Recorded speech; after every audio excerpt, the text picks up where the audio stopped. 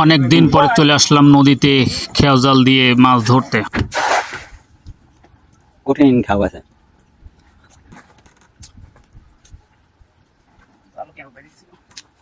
তাই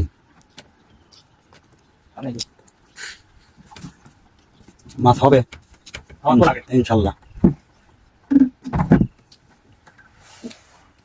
দেন বাড়ি চিংড়ি মাছ ওই দেখি মাছ তুলে এলো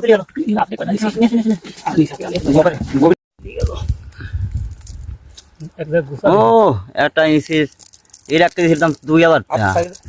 ইসি মাছ নদীর পিওর চেলা মাছ বাসা মাছও আছে।